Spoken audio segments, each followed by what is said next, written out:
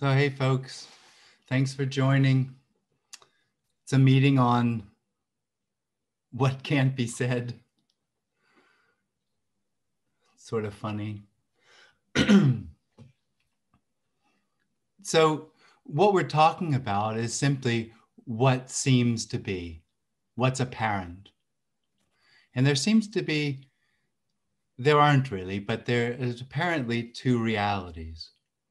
One where what's apparent is simply what arises, what appears, what's seen, what's heard, what's felt. And that's a simple happening.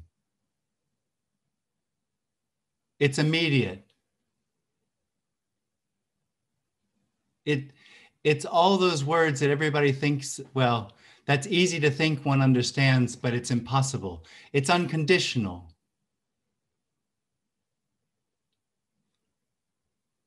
There's just no words to describe the immediacy because there's nothing in between what is. So it's just simply the appearance of what's happening. And there's just simply nothing to add to it. That's kind of the whole conversation that we're going to be having, is that what's happening has no intrinsic need for anything to be added to it. It's just simply what it is. It's just simply itself.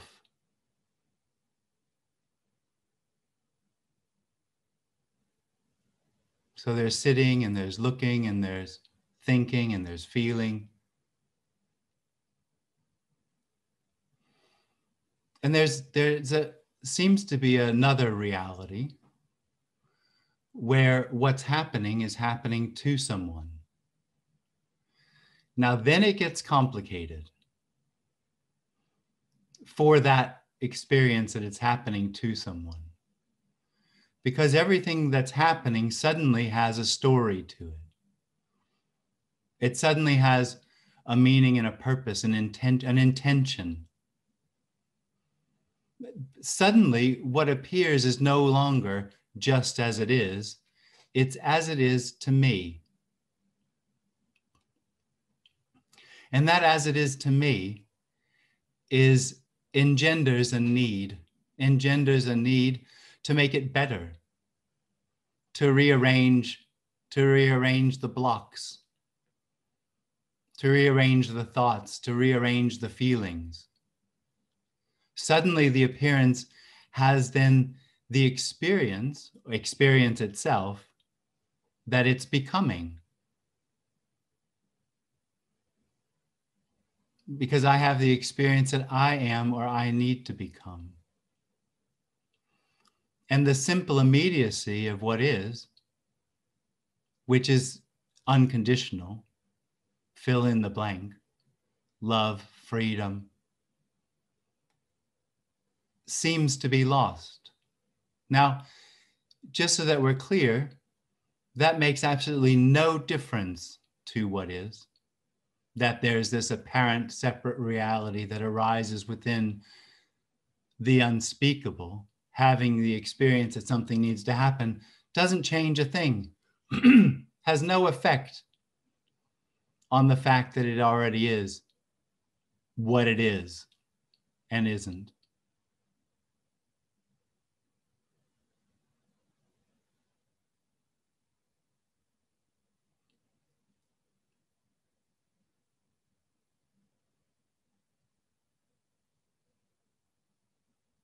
So the meeting isn't going to be about changing anything.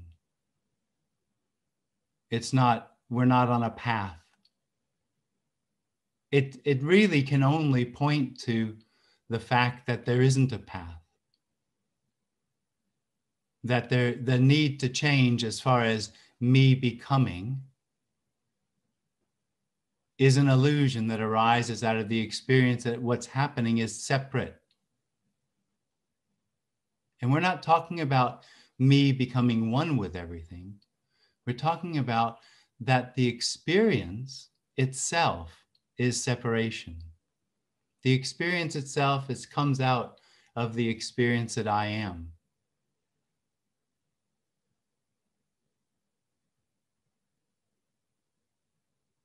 And that experience is complicated. It has a whole tale surrounding around me and my story of becoming. So we're not actually going anywhere. There isn't anywhere to go. I guess I could say that what we're talking about isn't something anybody could possibly want. It's not separate from what is, so it couldn't possibly be wanted. Everything that's wanted is something else. It's somewhere else. It comes out of the experience that something needs to happen. And what we're talking about here is not going to confirm or support that in any way. Because it's seen that this as it is and isn't,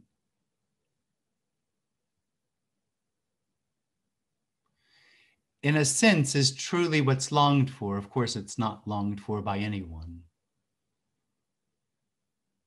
And it's unwantable because it's the end of experience. Because there's no real experiencer. The experiencer in the whole complicated experience of my life is a dream.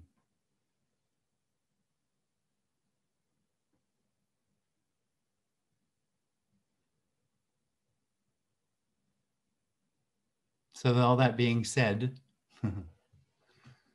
we can discuss that.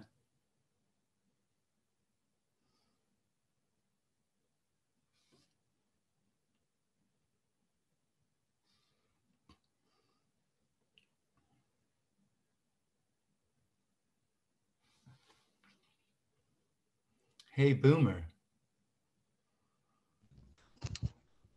Hey, Jim. Hey, Boomer.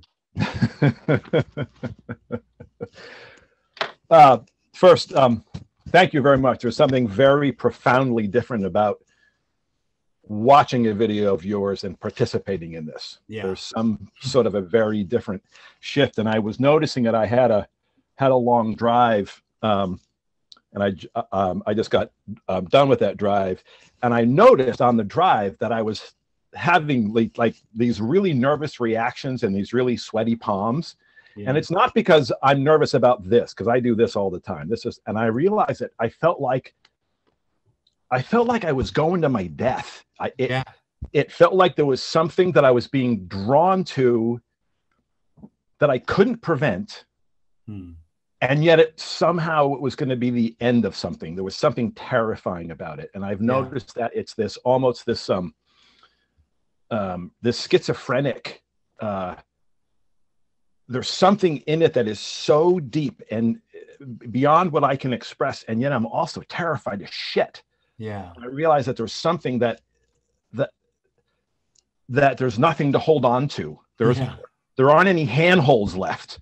Yeah. And every time I reach for a handhold, it just falls. And I feel like I'm falling with it. And yet somehow in that falling, there's something exhilarating as well. Totally. And so I both love this and love your message, and I hate it. Yeah. Because it's just scaring the crap out of me. Yeah. Yeah.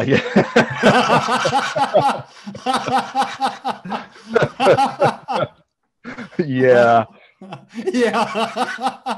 Yeah, he says knowingly. Oh, well, not knowingly. Right. Or unknowingly. He says unknowingly. So I had this question.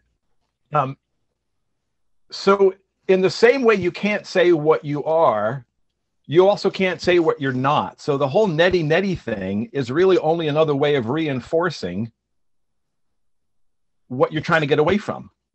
Oh, totally. Oh, really? Because both of them include you. Right.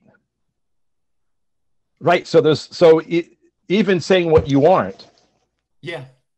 So you can't say what you are, and you can't say what you aren't. There isn't a you. Because there's no, right. Yeah. Or I suppose you could get around it by saying it can't be said, but it's still, that's just a way of couching that there's actually a me there asking the question. You know, it can't be said that what one is or what one isn't. But that's not what we're saying. We're not saying there's an I that can't be identified. Uh-huh. We're saying there's no one looking out of those eyes.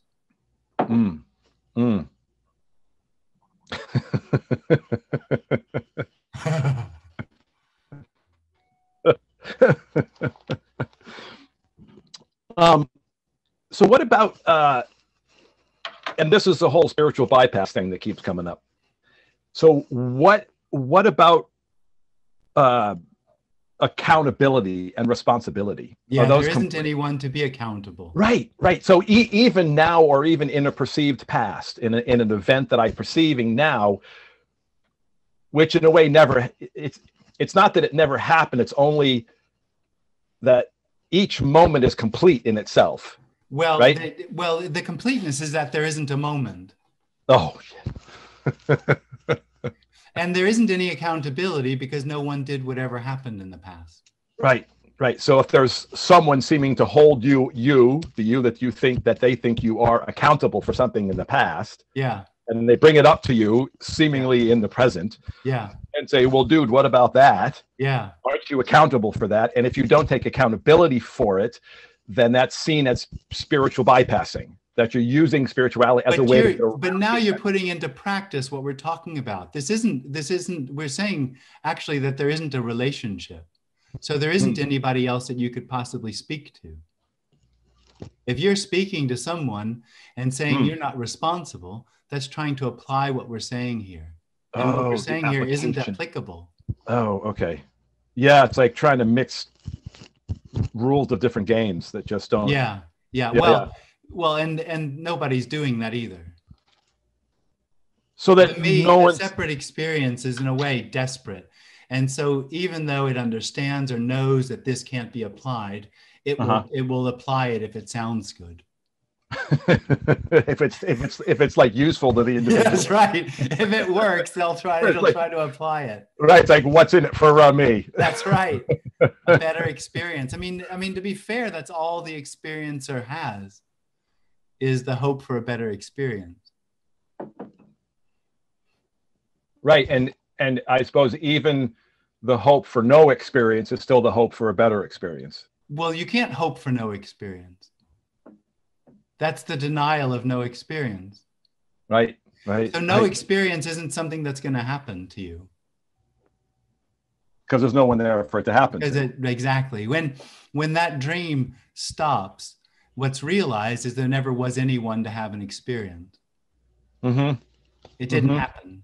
So the idea, and this is experience and experiencer and awareness of there being someone there to be aware of something. So even the notion of just awareness, being aware of awareness without an object is just a story. It's just another game. Yeah. Oh man, this is like pulling out all the cards, isn't it? Oh yeah. It's like there's nothing left here. There's nothing left. It's like, well, what about that? I keep trying to pull out a card and say, what about this one? You're like, nope. That one, nope. Oh man. So you could almost say like there's no one's innocent or guilty other than it's like what is both innocent and guilty, because what is where it's all coming from. No, there's no guilty. Not where it's coming from, it's actually what it is. There's no guilty. It's all innocent.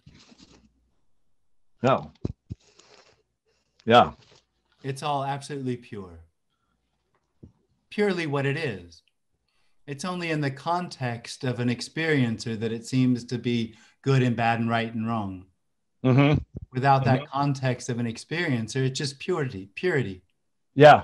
And it's leaving, like I say, this message is leaving me both feeling incredibly free and totally bewildered as I move through this world. Yeah. And as I reach for, listen to, talk to, as I kind of feeling like I'm floating through this world, and the news feeds and that, and it leaves me with nothing to hold on to, with like, well, is that right or wrong or innocent or good or bad? When it's heard in some place, what happens is the contracted energy that knows what everything is and has a system of ideas about what its life is about begins to fall apart, Yeah. it's disorienting. It can be It is. disorienting. Yeah, I find I just wake up and I'm like, I guess I'll just go do something. I don't know. None of it seems to matter, but Yeah. but I'm just drawn to do something, so I'll just go do that. Yeah. But you're not actually drawn. It's just a drawing happens. It's just a and drawing, then right? Doing something happens. Right. And it's feeling like that. If you can say, it's feeling like that more and more. Yeah. And so all of the judgments, all of the bases for the judgments that I thought were there, that were rock solid, Yeah. are just crumbling. Totally. They're crumbling, and I feel like more and more I'm on this cliff in this free fall, and I try to get a little footing, and then it just goes, and I just keep falling and falling, and go, okay, now I got something, and then oh man, well, thank you, I guess. Yeah. I'll talk to you later, Jim. Thank you you very much. Yeah, yep, appreciate it.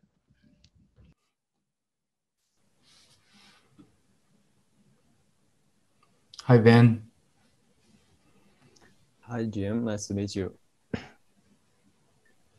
So my question is about this story that seems to arise for this character. Let me pause. Is the microphone okay? Can you see? Can you hear me? I can hear you, but for some reason you've disappeared. I don't know why. But I can hear you. I guess that's the only important thing. My video is on. Okay. Oh, there you are. I found you. Okay. That's good. So there seems to be a story for this me character that I identify with about seeing other me characters attaining some sort of realization into this nothingness that you talk about through the practice of meditation. So, for example, someone that comes to my mind is Frank Yang, someone that is popular on social media. And he says that he got to this place of no place through Vipassana meditation or body scanning.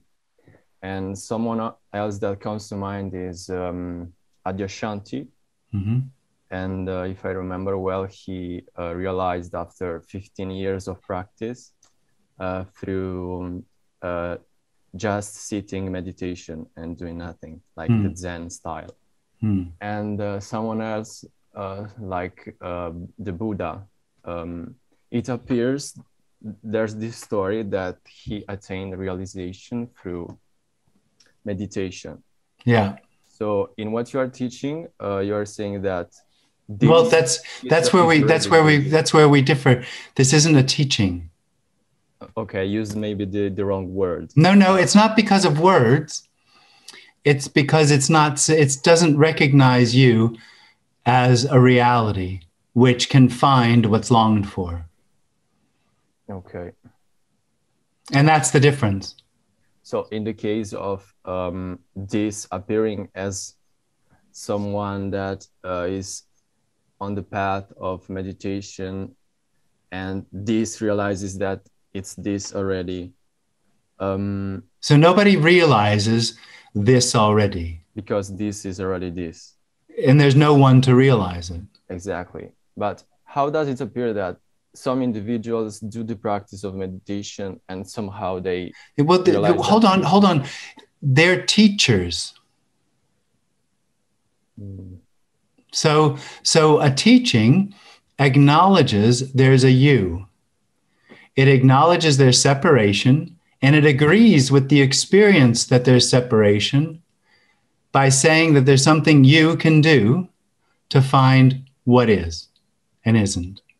Okay. I seem to this doesn't say that, because it comes out of the recognition that the whole experience of separation is illusory. It's an illusory experience of ownership, of knowing. And it has no access to the perfection that it's longing for. It doesn't long for it, but the perfection that's longed for, because there is only that perfection. It can't be found. It's not separate. It already is. Yeah. Always. Well, always. Not so sure about always. What do you mean by that? Well, you're putting perfection into time, real time. and time's only apparent. Mm-hmm. But this can appear in many ways. So it appears as the Jim character and this character, Yeah. right? Yeah. And this character can play into this dream, if I can say. Well, you can't play into the dream because you don't have free will. All right. But there can be a being lost in the dream, an experience of dreaming, an experience of seeking. That seems to happen. Exactly. And this me starts going on a spiritual path and learning about all these insights from these people that realize that there is only this. Yeah. And they say that they got to this point through meditation. Yeah. Is meditation just sitting and... Well, meditation as an intention agrees again with the experience of separation is real, that there's a free will and choice, and there's an owner of experience. All of that has to be true for meditation to have an effect, and none of it is. So delusion is that I am a me and I am doing the practice of meditation. Well, it's a little bit more profound than that. It's not that I am a me, it's that the I am is an illusion. That there's someone looking out of those eyes, or that there's someone understanding what's being said is an illusion. Understanding what can be said can happen, but no one does it. No one owns it. It's just what happens.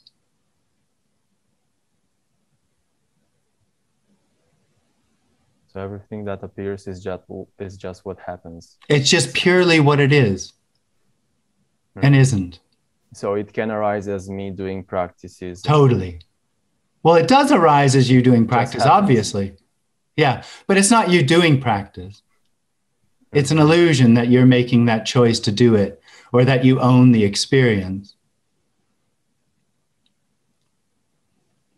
There's no free will. No. Well, there isn't anyone. On a level, it feels like I get it, but on another, it's like, I don't know what to say. Yeah, exactly.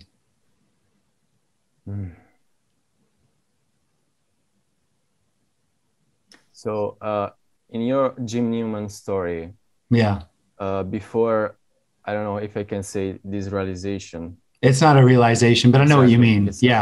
But I don't know, before, when you were a kid, and you got on this path of seeking, seeking path. Yeah. Did you do practices like meditation? So those practices didn't lead to... Well, nothing leads to this. Exactly. Nothing leads to what is and isn't. That's just part of the dream, that there's a real experiencer moving through time. That's the dream. And that's the dream that teachings speak to, that there's a real experiencer moving through time. They somehow validate that. Yeah. Well, this isn't a criticism of anyone, because no one has free will. But it does point out that teaching confirms that experience is real, and that there's an experiencer that has free will and choice to do something about it. I find it interesting that this message is coming through you and Tony Parsons and Andreas Mueller. So this uncompromising non-duality. Yeah. I find it interesting that it's coming up only now in this part of history. If I don't know a lot about spirituality, but for centuries it was different. It was. But like, you don't know that. You see, if somebody hears that this is pure, and there is separate experience, then they'll assume something needs to happen, which is in their free will to do, to find the purity that whoever it is talking about. That's only logical. So because you hear a lot of the same words, but then there's always these additions that there's something you should do about it. Exactly. Like a practice. Yeah. Well, you there, do this, you get there. Yeah. But they also point to a pathless path, like a Yeah. gatless gate. Yeah, that takes forever, man. There's no way to get there because it's already here. Yeah, it's forever. The pathless path takes forever. Never ends. It keeps you in the seeking process. Well, there's nothing that causes the end of seeking. So there's nothing that you could do or not do because there isn't any free will to end the seeking process. But it confirms the experience that something needs to happen. Amazing. It's like it blows my mind. And because to me, it appears like even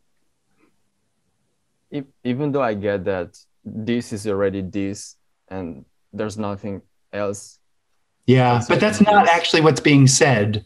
Because when you say this is this, what you're saying is you perceive this. And where the message is coming from is that no one perceives this.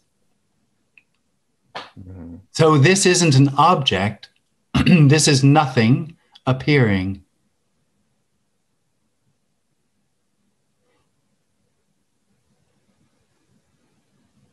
Nothing. Yeah, nothing. It's just really all nothing. That's really all we're saying is all there is nothing.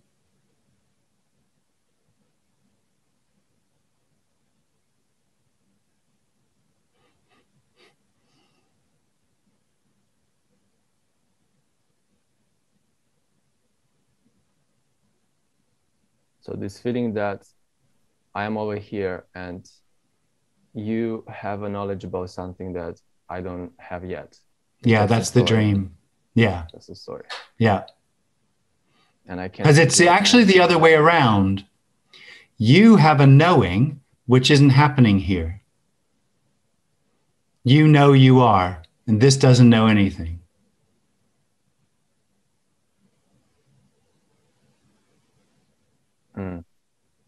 It's like a self-fulfilling prophecy. Yeah, totally. That's all I am. That's what I am. I'm a very little circle of knowing, needing to know. What's that?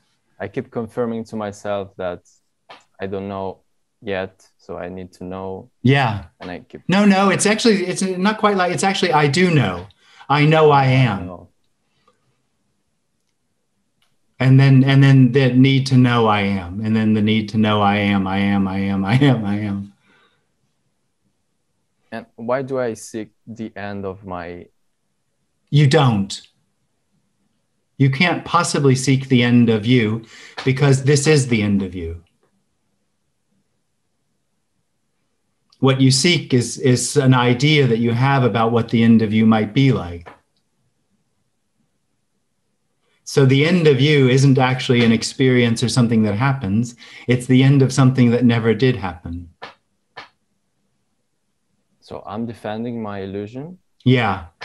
Well, you are the illusion. There isn't a you that has an illusion. You and the illusion are the same thing. So no one ever wakes up.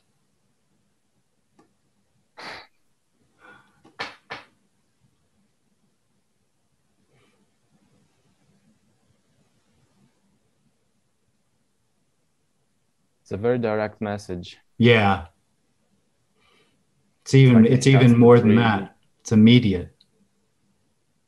Yeah. Yeah, that's a good one. Cast the tree from the...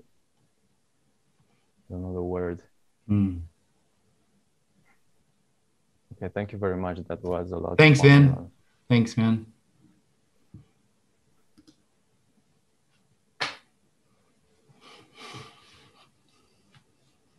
I would like to ask something about nihilism. Yeah. I think nihilism is sort of correlated with the message in some ways. Not at all. So?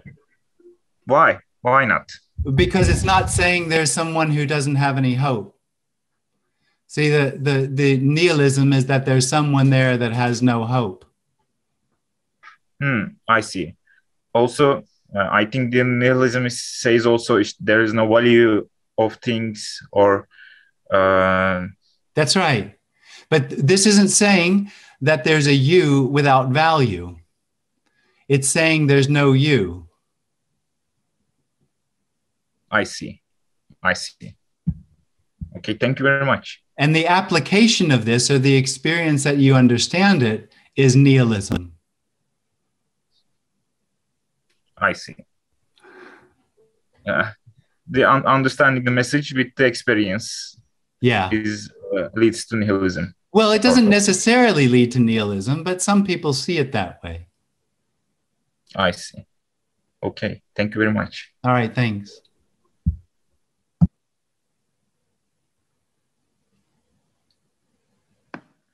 Hi, Jim. Hey, Dimitri. Would you say that as long as there is a me, the claiming of actions and feelings is unavoidable, or there can be some sense of like loosening of totally. Absolutely. Yeah. It's just I woke up in the middle of the night today and I couldn't get back to sleep, and it was kind of obvious that like I'm not in control of my sleep, but then I went into this like mind exercise, and then I still felt like, well, I can still choose to move my hand, for example. Yeah. And would you say like all this like doership, non-doership, like it's just the me identified as doer or non-doer, and it's just to be very clear, it's not a me that then identifies. The me is the experience of being the doer. As soon as there's a me, it's the ownership of everything that's happening. So that's just the experience. I'm doing it. Mm-hmm. Yeah. And that can definitely loosen. But that's not like the falling away is not because of it loosening. Like that's just the story. That's a story, yeah. Mm-hmm.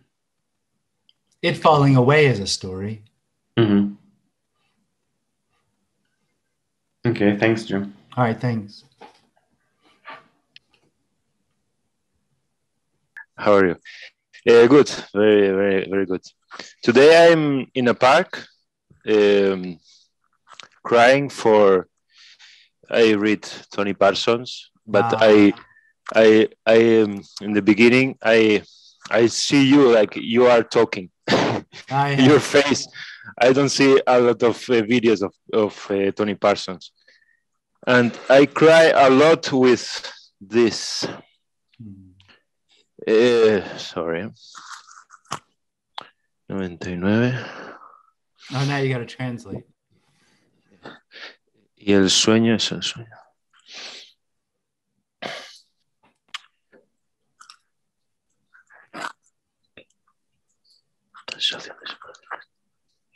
Búsqueda. I don't find it, so if you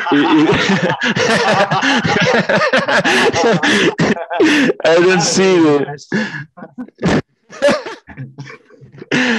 I sometimes I see, or I think it's not me, it's automatic. Yeah. It's something just happening. Yeah. And in one moment I feel a lot of fear. Yeah. I'm very scared. I close my eyes and I meditate. I feel I go in emptiness with I have thoughts, but it's like more not too musky, not too. It's very easy to see. It's a thought. It's nothing. Only this, and don't. I don't. ¿Cómo decirlo? It's not. It doesn't matter. But when I go out of meditation, it's like I open my eyes. I feel deep fear, and this fear like Okay, let's go. Stand up, move. Yeah. You understand me? I do, yeah. And I can control it, but reading this book and listening to you, I think I don't need control. This is just happening. My body is moving. Yeah. And that's it. That's it. And that's it. Yeah. That's it. It's that simple. It's moving. Apparently. Apparently, yeah. I don't know what is this, but well, it means it's not really moving. It just appears to move. Nothing's really happening. Yeah, but I don't see this. Nobody ever sees it. And you? No, there's no one here. If you see it, that's not what we're talking about. That's someone knowing it. Yeah. Yeah, it's you're killing my mind, man. You and Tony killing me. I'm just crying. Oh. That's it. I don't know. I don't know what to say more. I don't see the.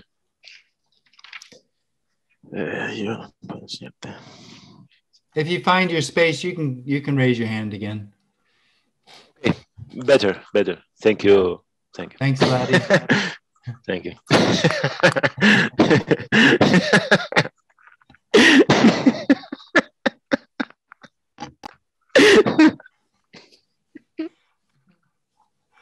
Oh. No. Hey, Jory. Hey, Jim. Hey. Oh my gosh, I'm just laughing. I'm laughing with you guys. That was fun. It was funny, that you had the conversation when you went like this. Well, he did it first. I know, because I was just agreeing.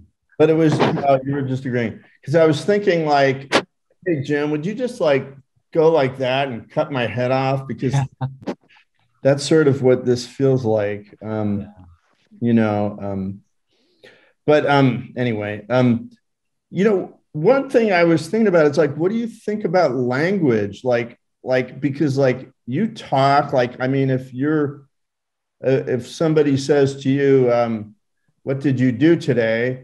Mm-hmm. Oh, I went to the store. I mean, it's like the language, it kind of like recapitulates this I, and no, like, it doesn't.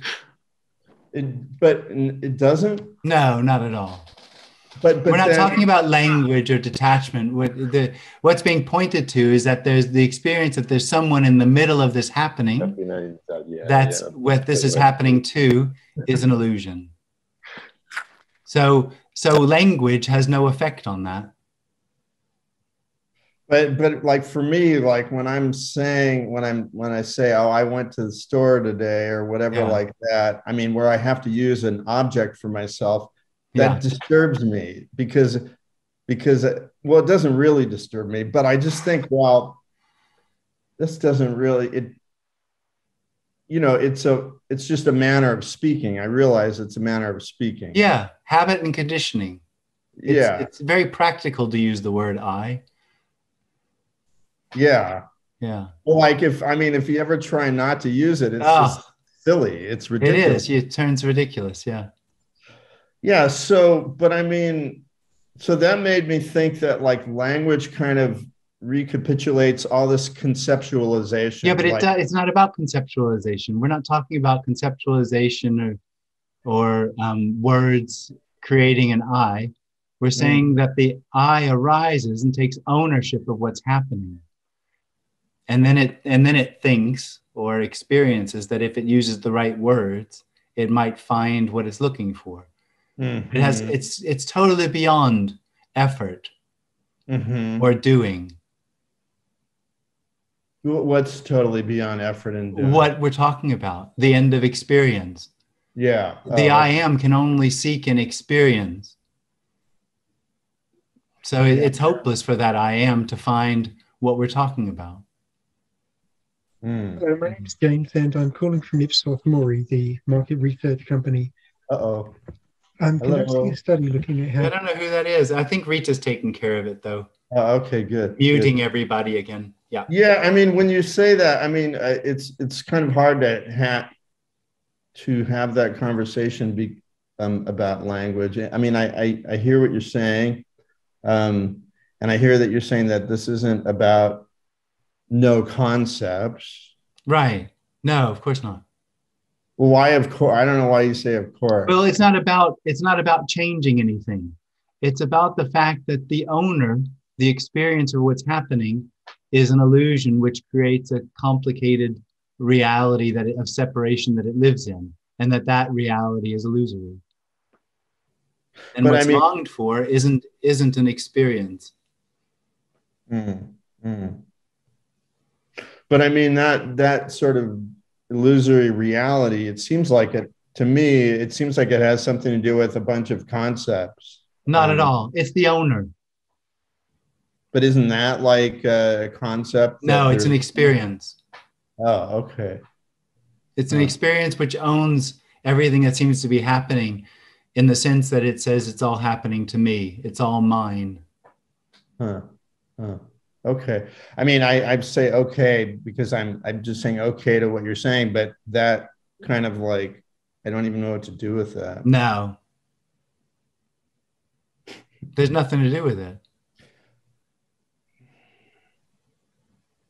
So, okay, here's another thing that I was thinking about. Like, so you at some point, I think you've talked about like Santa Claus and how at a certain point you realize, well, you kind of lose interest in Santa Claus. Well, I think when I said that, I think I was talking about the fact that people sometimes asked if the me could come back. And I think I said, would you ever believe in Santa Claus again? Could you ever believe in Santa Claus again? It's actually a very weak metaphor, but anyway, that's what came up. Well, the reason that I brought it up is because I've been thinking about how, or analogy. I've been thinking about how when you're in the illusion, your I is interesting to you and you're always like following it, like, oh, who am I? And you're establishing. Just to be clear, it's not really like that. It's not you are in an illusion because there's no you to be in the illusion. You in the illusion, you in the dream, you in the experience of ownership are all the same thing. Mm-hmm. We're talking about the end of you, the possibility that the you is a complete illusion.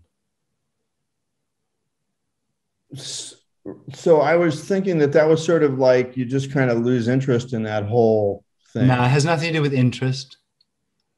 The loss of me could change interests depending upon what the story I have about my life, about the meaning and purpose of it. So like for you, I just have to say that because I don't know how else to say it. Is like, I mean, I would think there are interesting things. Yeah. You know. Yeah, there are. Apparently. But see, the way that I'm making it is like, but one thing that's not interesting is anything having to do with an I. Yeah. Well, you're making this into a path. That it has something to do with you, that you could somehow find what we're talking about. Well, I can't help it. No, of course not. I understand that. And it's not that you can't help it. There isn't anyone that could help it. Yeah. The me, it doesn't have free will. It's just another function. It arises, has the experience of this appearance being personal about me, and then necessarily tries to make it a good experience, tries to find what it feels it needs, which is endless. It just never ends. It's also annoying. I can't. Seeking sucks. So, but you can't just like stop seeking. You can't. No, well, that's the same thing, actually. See, the thing is that the ownership experience only has what's happening to try to find what it's looking for. But what's happening is what's longed for. But because it owns it, it feels like the experience is that something needs to happen. And so it tries to use what's appearing, understanding, knowing experience to find what it feels like is missing. It's completely hopeless because what's happening is already whole. It's the experience of being the owner of it that makes it seem like it not. Huh. Yeah. Yeah. I know it's sort of like the way that I'm working with this, it's still sort of this sort of labyrinth kind of a thing. Yeah, exactly. That something's really hidden. Well, it's like I can't get away from it. You know, it's like I've tried, and every sort of version of it, like I was thinking like this week, like just call off the search, like this search and this quest. That's actually the obstacle. Yeah. Like that's actually it's like, that's the, like, just quit it. You know, it's like, hey, you have your whole life to live now because you don't have to do that anymore. Well, the obstacle is really the experience that something needs to happen. That something needs to happen. Yeah. Right. And so nothing, in a way, it's like nothing changes. Nothing changes. You mean when the me falls away? Yeah, because everything is already there. Yeah. So and everything changes. Because there's no longer an overlay of need to become or intention on it. Yeah, which I feel like I'm still in that. So. Yeah. Or maybe not. I mean, maybe just, you know. It doesn't matter. It makes no difference. Only me would care. Only me would care. Yeah. Yeah. Because it doesn't make any difference. This is the appearance, or what's happening is not waiting for there to be no me. It is frustratingly for the individual already perfect. I mean, it couldn't be more perfect. Frustratingly for, right. So the individual's experience that it's not is actually not true. Mm. The experience that there shouldn't be seeking or that there should be seeking just hides the fact that it's already perfect. Well, so like if somebody finds that there's something that is wanting in their life, yeah, you know, nobody has any free will. There'll be something done about it or not. Right. But I mean, like even like without not even a spiritual seeking, but just like, oh, you know, I want a house, or I want a wife, or I want a job, or I want this, or I want that. I mean, you know, that can cause some grief. That's just what's happening. It only creates a degree of difficulty or problem when it arises in the context of experiencing individual that says those are good or bad or right or wrong thoughts or feelings.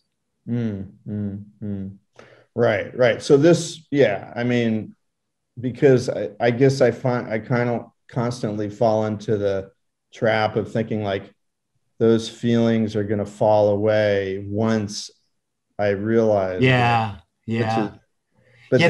ideas that me has about what it would be like without me all have me in it. Yeah. What it's going to be like for me when I'm not there. Right. That's wild. It's really wild. All right. Well, I think that's all Thanks, I got Jim. Now. That's all I got. So that's all you got. All right. Thanks, Jim. Good to see you. Bye. Boomer's back.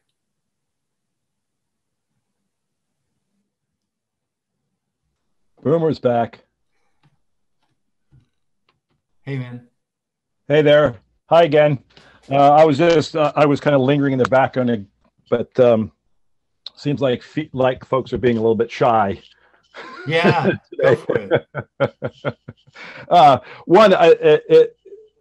I'm just noticing it as I'm watching all of these feeds from all over the world, from all different cultures, from all that that this message has an appeal that cuts through everything. Yeah. Which is just, well, I suppose that's part of that kind of mind-blowing thing. And I live in a very, very rural part of Maine. It's like the kind of end of the road, the sticks you left about 2 hours ago on your way to get here. Yeah. And so I sometimes feel like I'm kind of living in this little box, and it's just me, and I'm going crazy. Oh, right. So, and maybe I am, and maybe this is crazy. And maybe that's the point, is that if that's sanity, that this has got to be seen as crazy, even if this is sanity, because that's crazy. Yeah. So that to me is just amazing, and I just really appreciate all the participants from all over the place, from all different time zones. Yeah, it's lovely to get together like this. Yeah, and I was on this morning, but it was 4 o'clock in the morning here, and I tried for a little while, but pooped out. So I came back, and I think your last conversation, Joey, touched on this a little bit, about this notion of time, and about seemingly, and maybe it's all just habit and conditioning and a story that we tell ourselves, that there's a past that caused current situations. Like if I whack my thumb with a hammer. Yeah. And well, now I'm feeling the pain. Well, did I whack myself with a hammer? You didn't. A minute ago. Happened. But whacking happened. Yeah. But doesn't that imply a past, that a whacking happened in the past that I'm feeling now? Well, there is a past. Oh. Yeah. Well, that's easy then. time, but it's not real. Oh. So you can have it, but no, you can't have it. Exactly. There you go. Exactly. So there's but time, it's more, and there's no you. That's really what's being said. Right. So nobody has it, but it seems to happen. There seems to be time. Yeah, it's like once you accept an initial premise and go with that, it logically follows, except if the premise is false. Yes. Then everything downstream of that has got to be false. And I am is false. And I am is false. Yeah, but so it's not a premise, it's an experience. Right. So if I whack myself with a hammer, any question that follows that is kind of nonsensical. Yeah, totally. Seemingly. Yeah. And yet it has an appearance. Yeah. Well, just so we're clear, any question like how to do a hammer better so that I don't whack my finger, right? That's logical. That makes sense. But any sense that I'm responsible, that's the dream. Yeah. Yeah. Yeah. And it still this kind of this notion of time, and I've heard you express this before, that everything and it's not now, it's like everything is complete. Yeah. Everything is complete. Everything is complete. Everything is complete. And so there's not really a cause and effect the way we think of it. Right. That's really conditioning. It appears to be that way. And there's a story of that. Well, there is cause and effect, but it's similarly not real. But it's similarly not. It's just apparent. Well, like you said, hitting your hammer with the thumb will likely cause pain. Yeah. Hitting the thumb with your hammer. That's what I know, it's right. I was going to say that. Hold that hammer still. The other way probably wouldn't be quite as bad, would it? Depends upon how hard you whack it. Oh man! All right. Well, yeah. I guess that's confusing to the mind, isn't it? Oh, it's impossible. The concepts are really simple. Yeah. Yeah. They are. Yeah. I mean, all we're saying is there's no owner of it. Right. There's no owner of what's happening. Yeah, and we keep trying to bring it back to an ownership, and then try to describe something. Right. And part of the experience of ownership is the conviction that something has to happen, and there's someone there that can do it. Yeah. Yeah. Yeah. Yeah. And in this case, you do throw the baby out with the bathwater. Yeah, totally. And the tub. Everything goes. It's all gone. And we keep wanting to hold on to the baby. Yeah. Yeah. It doesn't work. I just held on to the tub, but anyway, a different story. Okay. Thank you, Tony. Thank you, Jim. Once again, I know, right? It's all the same. It's the same message. That's true. Right? That's true. It's just a different face on the screen. That's right. Yeah. Just one of them's handsomer than the other. I'll let you. Thank you very out. much. I assume you mean me. Oh no, it's tell always him you said that. No, it's always Tony. Because Tony's always the one thing. Right. He's always the one thing. I'll tell him you said that. Okay. Well, great. Thanks. Ciao. Thanks. Hi, Kathy. Hey, Jim. What's happening? What's happening? Nothing. Oh, wow. It was nice to hear all these grown men talking about fear and nothing to hold on to. And, you know, I can relate. Yeah. Everything just sort of falling to the wayside. I did have a question, though, about illness.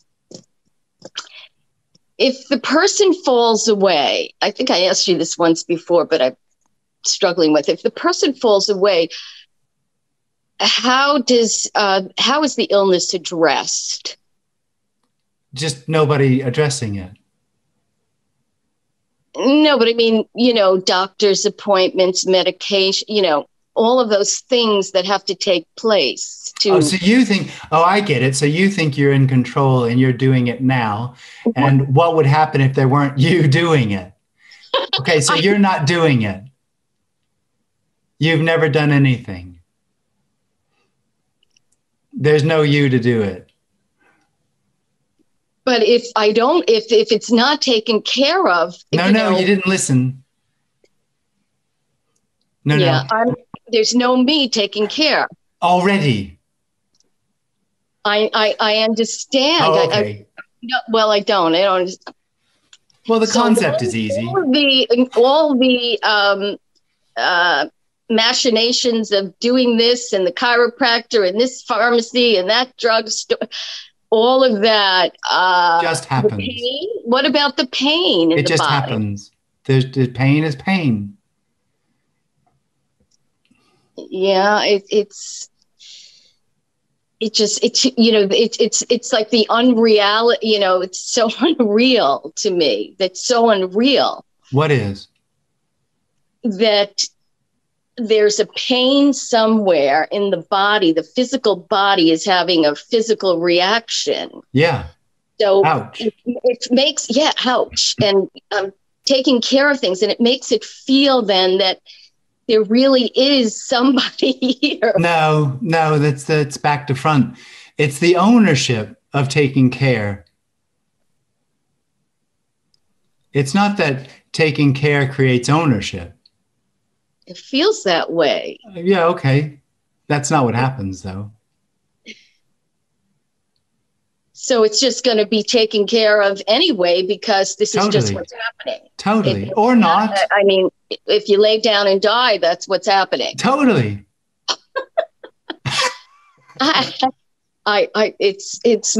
doesn't, you know, because I was trying to get to this place one other time with you, and, you know, you said something about the brain. Oh, the brain is functioning. Yeah. So, you know, I'm thinking now, so the brain is taking over the part of the physical? Is responsible for the physical? The brain's what, if you want to talk about the brain's what takes care. It's the I am that says I'm doing it. But that's or doesn't the mind. Take care. What's that? Wouldn't that be the mind? If you like, you call it anything you want. We can call it pizza. But there's something there that's not dependent on someone knowing about it that takes care of things or doesn't. And there's this experience that arises that said, I'm responsible or I am the owner of taking care or decisions or what's happening. And that's an illusion.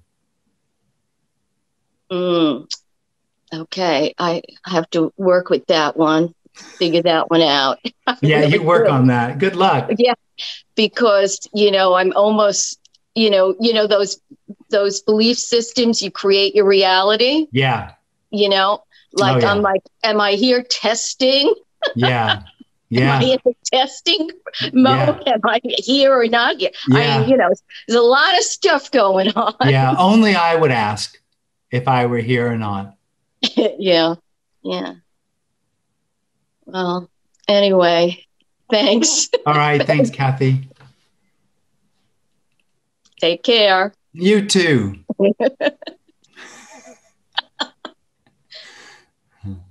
Hey, Brendan. Hi, Jim and Rita. Hey. Nice to see you. And you. I just want to check something. So it'll be short and sweet, I think. I've got my hearing, my things might go, so I might have to take them out in a minute. Okay. Is no thing, I'm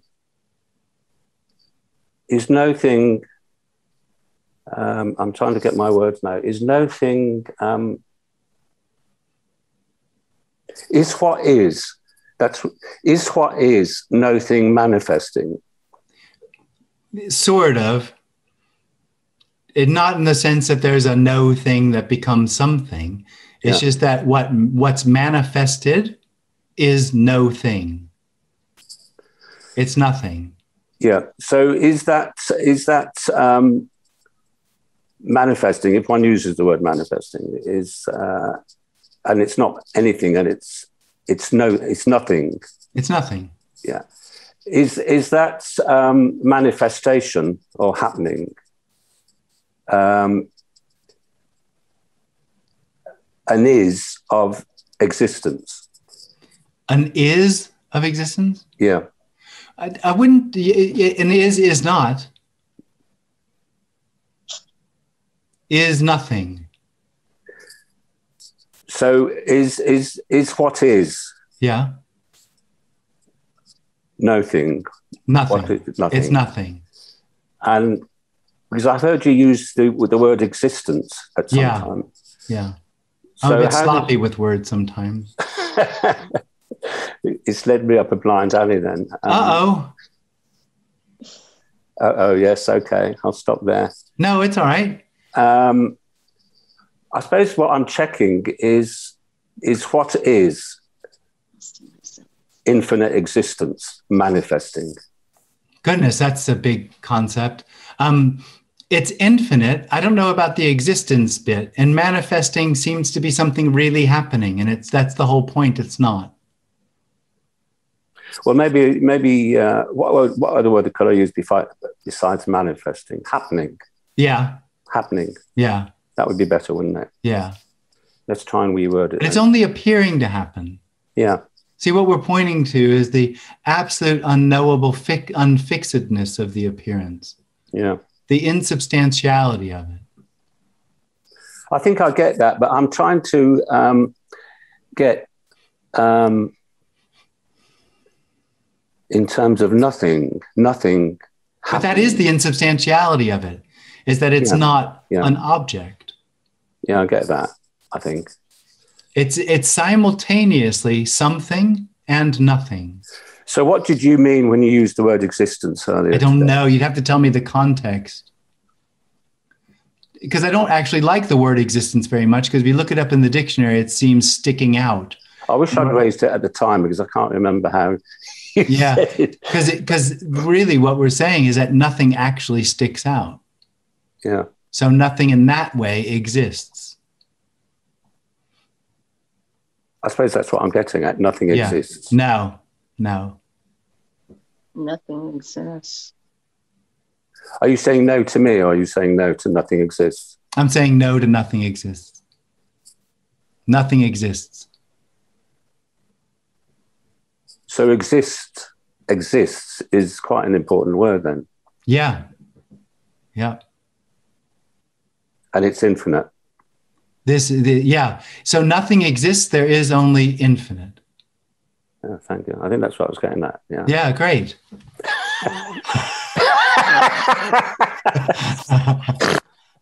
Sorry to take so long. Oh, no, it's lovely. Good to nice see to you. See you anyway. And you. Yeah. Thank you.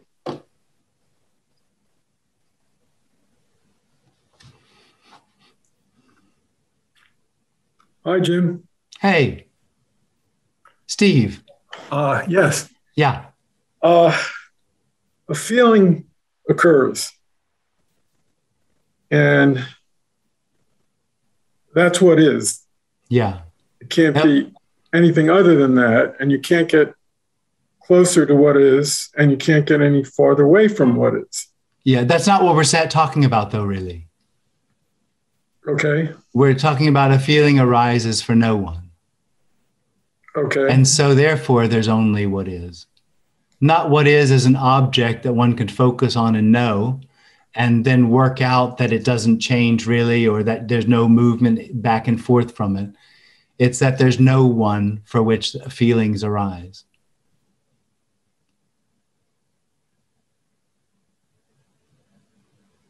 And nothing can be said about it, or if you say something about it, it's... About what? Feelings? The feeling. Well, some are good and some are bad. Some feel good, some feel bad. But what is in and of itself, and it's not an it, yeah, is fulfillment. Yeah. Oh, absolutely. But to say that the feeling is fulfillment. Oh, it is. To be turning it into an object.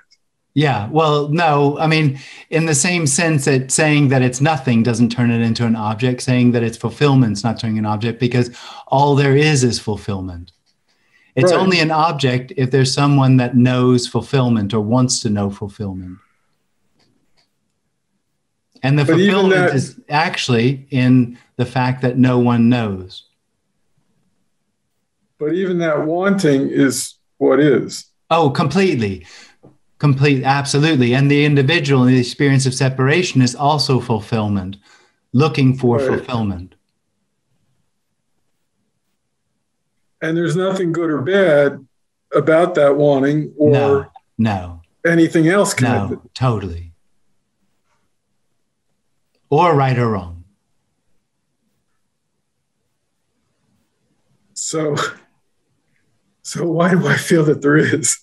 Because because the experience of owning it is the experience that something needs to happen, that there's something that needs to be found. And so all the I am has at its disposal is what arises. And so it manipulates or tries to deal with what is to make it into what it thinks it should be, to find fulfillment. And that entire activity is fulfillment being that. So the activity or experience that something needs to happen just hides the fact that it's already fulfilled. Okay. Thank you. All right. Thanks, Steve. Thanks.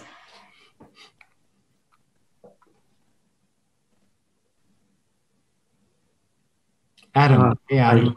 Yes. Hi. Concerning causality. Yeah.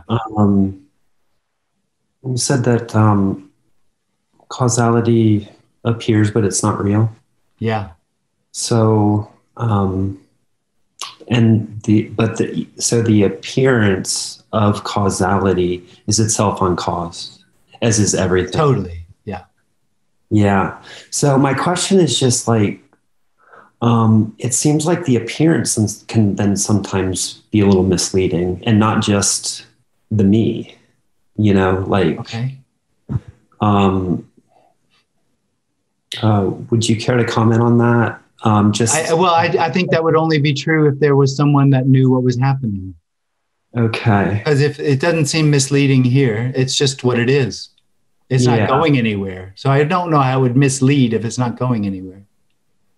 Well, you know, time appears, causality appears, you know, it's logical. Yeah, I suppose in a way. Yeah. And yet it's not real. Well, so it's not. It's neither real nor unreal. Okay. It is and it isn't. What would be the relevance of the is half of that? Well, none, because there isn't an is half. Okay, well, is and isn't is the same thing. Yeah. It's simultaneous. Yeah. And the experience of the individual is all there is. Okay, thank you. All right, thanks, Adam. I'd like to ask that why we are so bound to seeking? Because there's an experience, the experience of ownership is simultaneously the experience that something needs to happen. I see. But I couldn't understand the causality between them. The experience, why experience leads to this something needs to happen feeling. Well, what it does is when the I am arises, everything seems to become known. I am the knower of everything. Mm-hmm. And that hides in some way the aliveness that it is, the freedom that it is, the unconditionality that it is. And it's dissatisfying. So the individual then goes on the search, not for those things I just said, because it would never find those things, but as some sort of replacement, a better experience.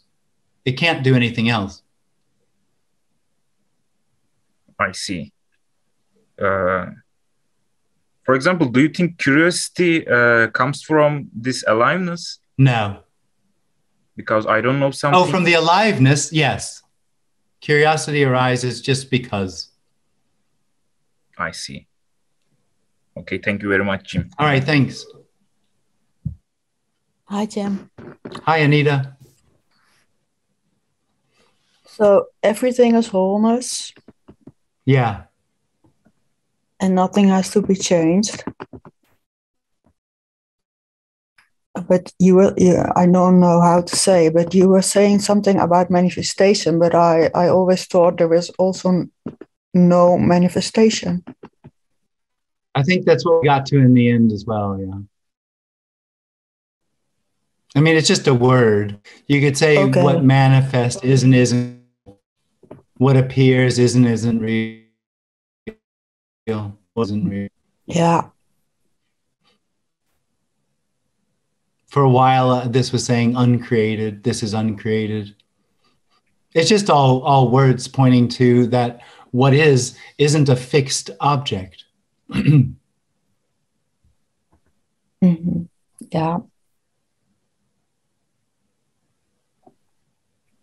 Thank you for your meet. Thanks, Anita. Hey, Jory. Hey, Jim. I'm back. Yeah. Yeah, it's funny, it's like whenever I try to pay attention to you, it's like my brain just sort of like, it disappears. Yeah, well, there's nothing to get. Yeah, it's really weird. I don't like that.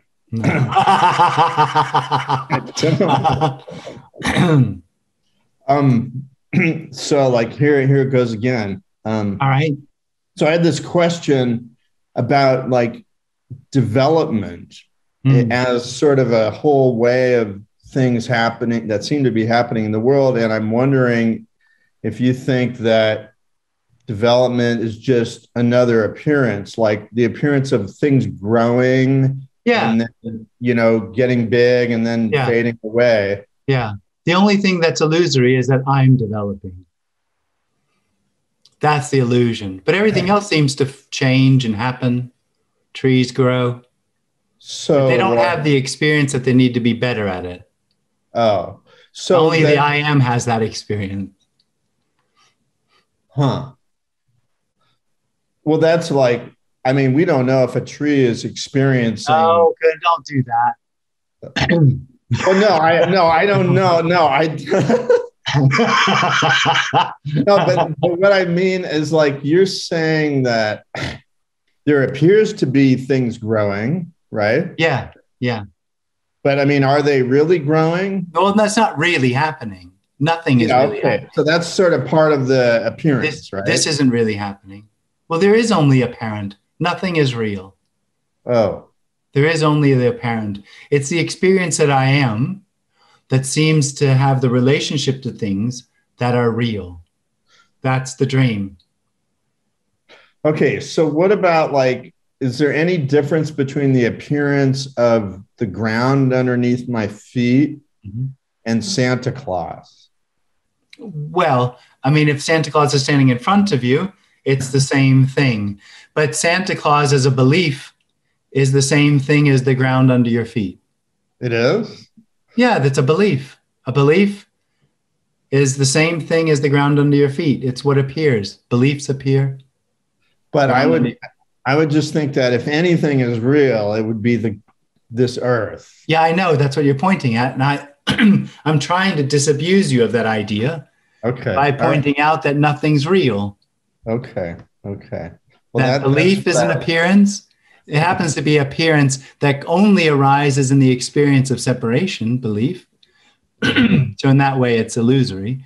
But it appears just as the ground under the feet or Santa Claus or whatever else appears. Okay. It's not really, I guess what we're saying is it's not really what appears. We're not trying to take apart what appears. The me thinks that it can figure this out by taking it apart. What we're really pointing to is there's two apparent realities. One illusory, that I know what this is, which is dissatisfying. And the other one, which is no one knows. There's just what's happening. And there isn't anyone to know that. Yeah. I mean, that's sort of what I was like suspecting, like this whole idea of things developing. I mean, you know, things appear to develop. But, yeah, totally. But whether it's like a real thing, I'm like, Well, there aren't any real things. Yeah. Well, that's just weird. Yeah, it is. God. Especially to the experience that everything is real to me. So I almost think that like part of people's fear about this whole message is that they think that suddenly everything's going to just stop. Yeah. And it doesn't. Things don't stop. I think it touches something else, actually. I think it touches more the experience that someone knows or someone's in control. So there's a whole construct around knowing who I am, which is sort of the control that I have over my experience in my life. That's all a dream. And the idea that that would be lost, or actually the sense that it does get lost or thinner, can be very threatening.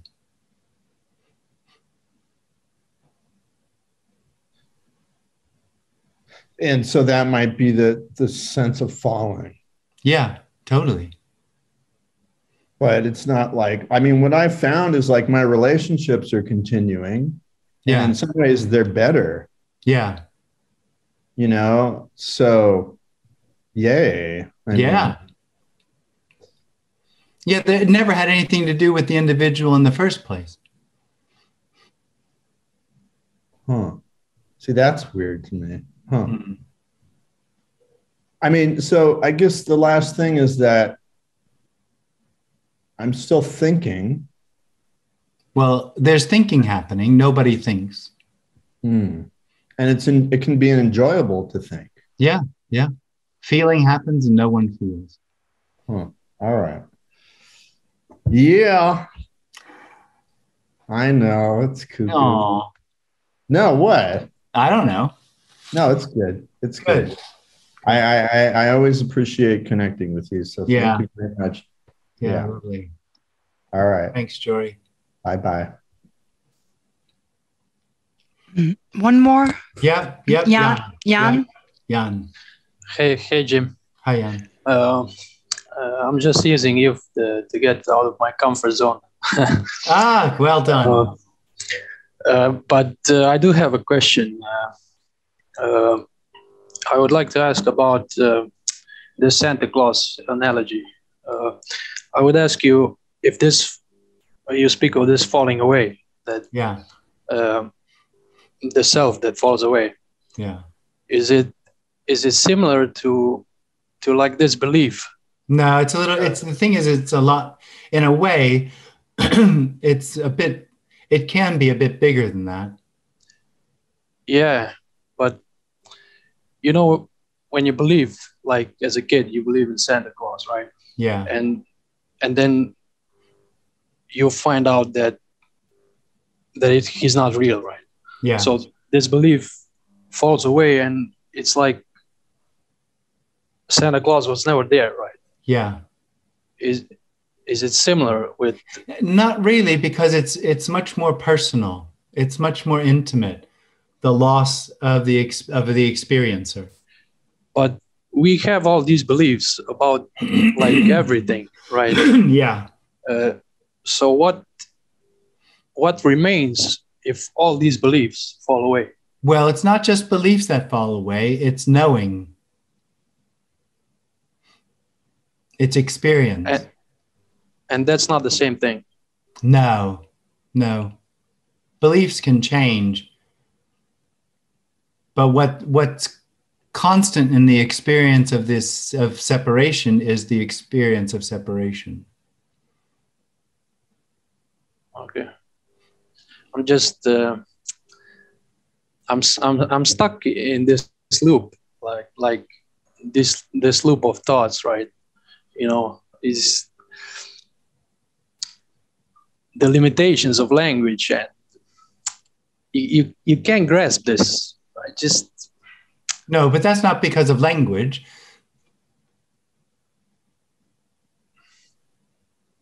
Because there's no one. It's not that we're not talking about someone being there that can't hold on to it. We're saying that there's no one there. Yeah. Yeah. Okay. Thank you. Thanks, Jan. Thanks, folks. Lovely to see you all again. Yeah. Thank you, Jim. Thanks. Bye. Thank you, Rita. Thank you.